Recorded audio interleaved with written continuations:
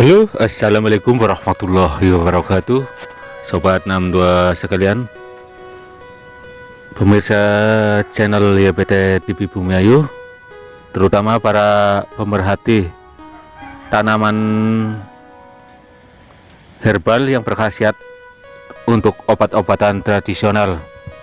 Pada kesempatan kali ini saya akan membahas tentang tanaman serai atau penduduk sini biasa menyebutnya kamijara.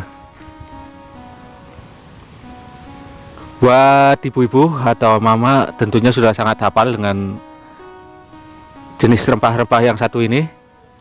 Hampir di setiap masakan yang berkuah seperti rendang, gulai, dan soto misalnya, pasti ada rempah-rempah atau bumbu dapur jenis ini. Terus bisa ditambahkan juga pada masakan nasi, terutama ada nasi kebuli atau nasi rempah, nasi kuning dan sebagainya, pasti ditambahkan dengan serai. Untuk bumbu dapur sendiri biasanya yang dimanfaatkan adalah batang semunya atau lapisan-lapisan dari pelepah daun yang membentuk batang semu.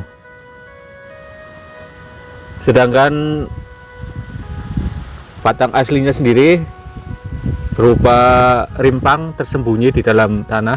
Aromanya yang khas dan harum serta rasanya yang hangat sangat cocok untuk dijadikan bumbu, terutama bumbu dapur untuk masakan-masakan khas dari Asia seperti Indonesia, India, Malaysia, Thailand, dan sebagainya.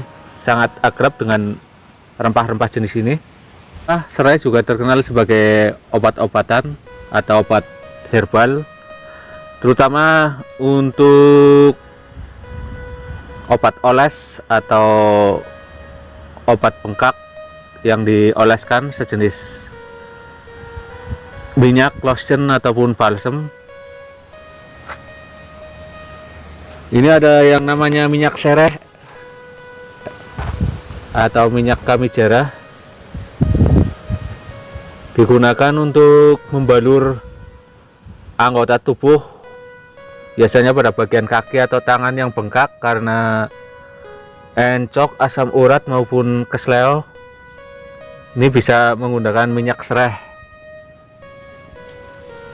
Cara penggunaan lainnya untuk mengobati bengkak diakibatkan kesleo atau asam urat, encok, dan sejenisnya, itu bisa dengan cara kita ambil beberapa batang serai lalu ditumbuk, jangan terlalu halus, disiram dengan air panas dan diberikan juga sedikit garam. Taruhlah di dalam ember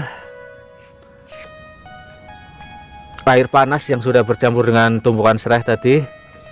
Kalau sudah mulai menghangat, maka bagian tubuh yang sakit, terutama kaki, biasanya pada pergelangan kaki, bisa direndam di dalam air tersebut kurang lebih selama 1 jam sampai air menjadi dingin. Biasanya setelah terapi menggunakan rendaman air dari serai ini, dalam 2-3 kali sudah mulai terasa khasiatnya. Bengkaknya biasanya akan berkurang dan rasa nyeri juga sedikit demi sedikit akan berkurang. Ramuan tumbukan batang serai ini digunakan untuk sekali rendaman. Nanti kalau mau terapi ganti lagi dengan yang baru. Tidak usah khawatir karena harga dari serai ini termasuk murah meriah, terutama di pasar-pasar tradisional sangat banyak.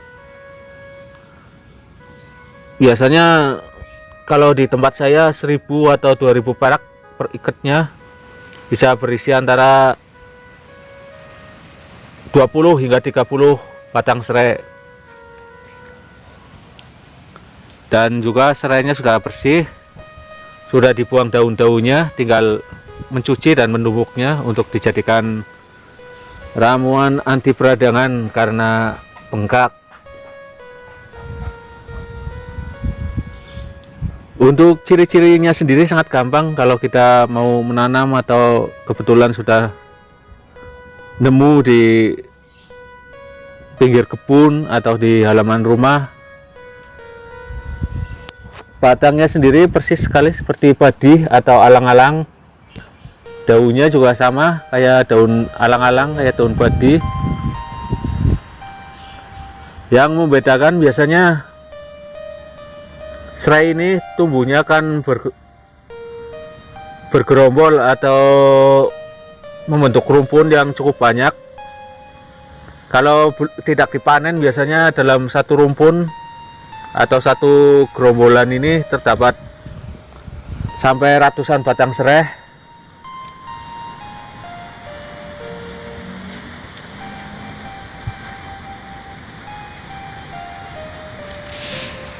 Ini daunnya seperti ini, persis daun padi atau alang-alang juga, dengan lebar daun sekitar 1 sentian dan panjangnya bisa mencapai 50 cm apabila tanaman tersebut subur.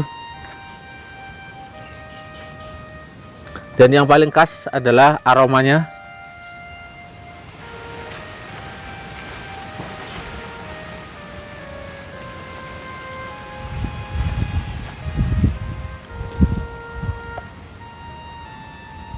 Apabila kita meremasnya seperti ini, pasti akan langsung tercium aroma khas mirip-mirip minyak kayu putih, karena memang kandungan dari kamijara atau serai ini banyak mengandung minyak atsiri yang bersifat menghangatkan,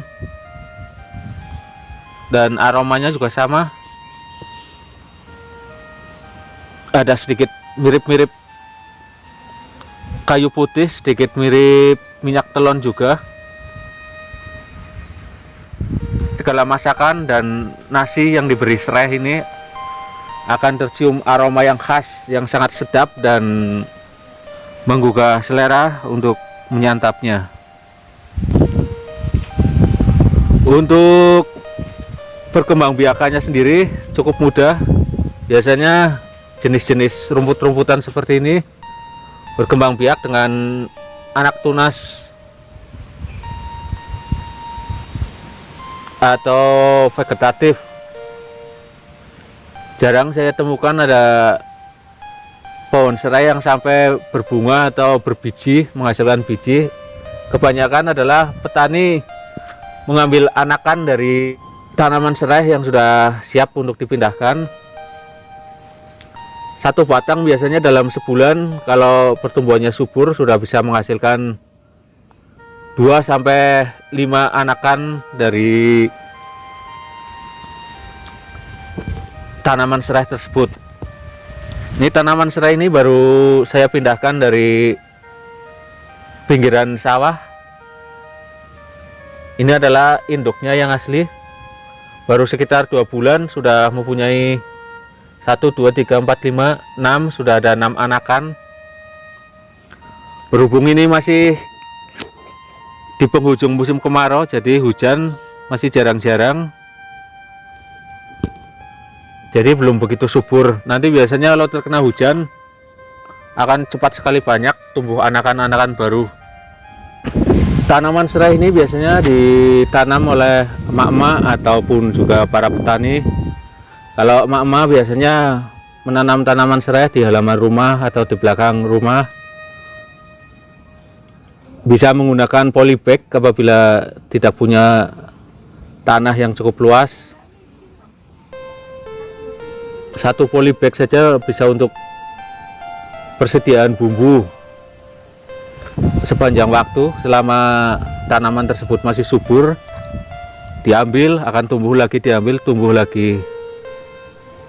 Dan para petani biasa menanam serai ini untuk tanaman tumpang sari, ditanam di pematang sawah atau juga di pinggiran kebun-kebun dan ladang. Karena jenis rumput jadi sangat mudah untuk tumbuh dimanapun dia ditanam. Untuk perawatannya juga tidak rewel, sangat gampang, tinggal ditanam asal jangan lupa disiram dan dikasih pupuk. Dia akan tumbuh dengan suburnya. Kalau sudah banyak anakannya bisa diambil lagi buat menjadi rumpun atau individu dari tanaman serai yang baru. Dan biasanya tanaman serai ini jarang sekali terkena penyakit sejenis misalnya jamur atau dimakan belalang atau ulat, karena tanaman obat jadi mengandung minyak yang rasa dan aromanya juga tidak disukai oleh serangga maupun jenis-jenis hama yang lainnya. Sobat 62 sekalian, demikian tadi video saya hari ini, yaitu membahas tentang tanaman serai atau kamijara. Di sini saya hanya menerangkan sekadarnya saja. Oke, sampai jumpa di lain video. Wassalamualaikum warahmatullahi wabarakatuh.